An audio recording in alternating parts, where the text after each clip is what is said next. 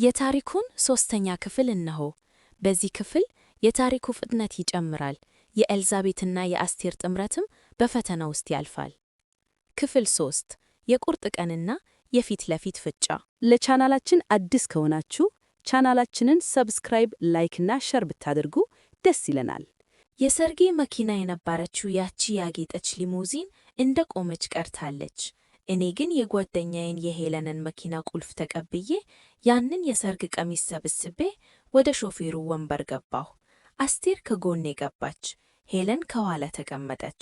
መኪናውን በፍጥነት አስነሳሁ። ኤልዛቤት ቀስ በይ፣ በስሜት እንዳትጋጪ አለች ሄለን በፍርሃት። የምጋጨው ነገር የለም፣ የፈራረሰው ሕይወቴ ይበቃል። መኪናውን በከተማው ጎዳና ላይ አበረርኩት። ዓላማዬ አንድ ነው፣ ዳዊት ከጣቢያ ሳይወጣና ሀገር ጥሎ ሳይጠፋ መድረስ። ፖሊስ ጣቢያ ስንደርስ እንደ ዕድል ሆኖ መርማሪዎቹ ገና ቃሉን እየተቀበሉት ነበር። ዳዊት ወንበር ላይ ተቀምጦ እጁ በካቴና እንደታሰረ፣ ነገር ግን ፊቱ ላይ ይነበብ የነበረው ፍርሃት ሳይሆን የመሰላቸት ስሜት ነበር። እኛን ሲያይ ብርክ አላለውም። ኦ ሙሽራ የመጣች አለ በለስላሳ ድምፅ፣ ልክ ምንም እንዳልተፈጠረ ሁሉ። ኤልዛቤት፣ ይሄ ሁሉ እኮ አለመግባባት ነው። አስቴር ያበደች ሴት ናት። ወደ እሱ ተገጋሁ። የለበስኩት ነጭ ቀሚስ አሁን አቧራ ለብሷል። ፊቴ ላይ ያለው ቁጣ ግን የሚፋጅ ነበር። ሳላስበው ጥፊ ያቀመስኩት። ፖሊሶቹ ሊይዙኝ ሲሮጡ መርማሪው በእጁ ምልክት አስቆማቸው። ገንዘቤ የት ነው? ጮህኩኝ። ዛሬ ጠዋት ያዘዋወርከው 5 ሚሊዮን ብር የት ነው? የዳዊት አይኖች ለአፍታ ተንከራተሩ።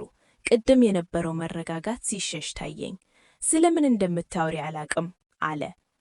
በዚህ ጊዜ አስቴር ወደፊት መጣች። ከኪሷ ያወጣችውን የተጨማደደ ወረቀት ጠረጴዛው ላይ ወረወረችው።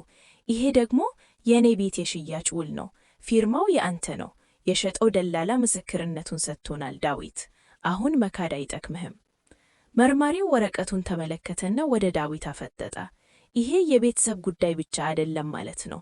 ይሄ የማታለያ ወንጀል ፍራውድ ነው። ዳዊት ነገሮች እንደተበበበት ሲያውቅ ትክክለኛ ማንነቱን አወጣ። ያ የፍቅር ሰው፣ ያ የዋህ ባል ተወግዶ የጅብ ፈገግታ ያለው ሰው ሆነ። ወደ ወንበሩ ተደግፎ ሳቀ። እሺ ተሸንፌያለሁ አለ ትከሻውን እየሰበቀ። ግን ኤልዛቤት፣ አንቺ ሞኝ ነሽ። በፍቅር ስለወደቅሽ አሰብሽው በልብሽ እንጂ በጭንቅላትሽ አልነበረም። ገንዘቡን ታገኘዋለሽ ብለሽ ታስቢያለሽ? ምን ማለትህ ነው አልኩኝ፣ ልቤ እየመታ። ገንዘቡ አሁን በዚህ ሀገር ባንክ ውስጥ የለም። ወደ ውጭ አገር አካውንት፣ ኦፍሾር አካውንት ተላልፎ አልቋል። እኔን ብታስሩኝም ብትደበድቡኝም ገንዘቡን ልትመልሱት አትችሉም። ብቸኛው መንገድ ዳዊት ወደ እኔ ዘነበለ። ክሱን አንሺ፣ እኔን አስፈችኝ። ከዚያ የተወሰነውን እመልስልሻለሁ። አለበለዚያ ግን ሁለታችንም ከዜሮ ነው የምንቀረው።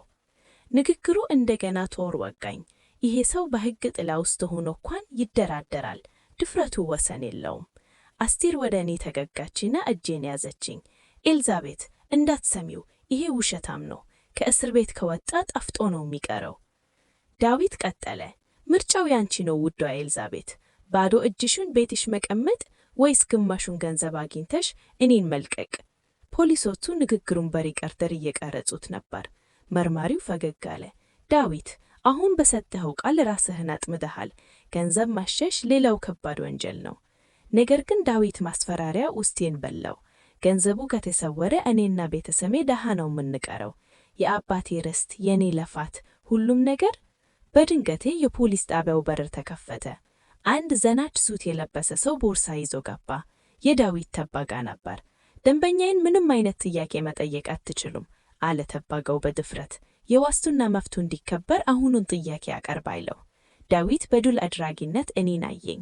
ነግሬሃለሁ ኤልዛቤት፣ ጨዋታው ገና መጀመሩ ነው። እኔና አስቴር ተያየን። በአይኖቻችን አንድ የጋራ ቃል ኪዳን ተፈጠረ። ይሄ ሰው በገንዘቡ ኃይል ከእስር ከተፈታ እንደገና ብዙ ሴቶችን ያጠፋል። አይወጣም አልኩኝ በቁርጥነት። ገንዘቡ ሲኦል ይግባ፣ አንተ ግን እዚህ ትበሰብሳለህ።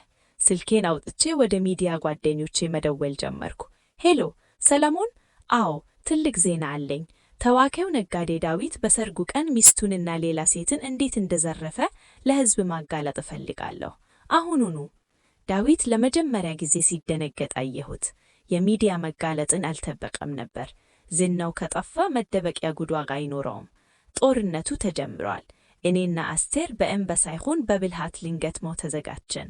ለቻናላችን አዲስ ከሆናችሁ ቻናላችንን ሰብስክራይብ፣ ላይክ እና ሸር ብታደርጉ ደስ ይለናል። ስለተከታተላችሁን እናመሰግናለን። ታሪኩ ይቀጥላል።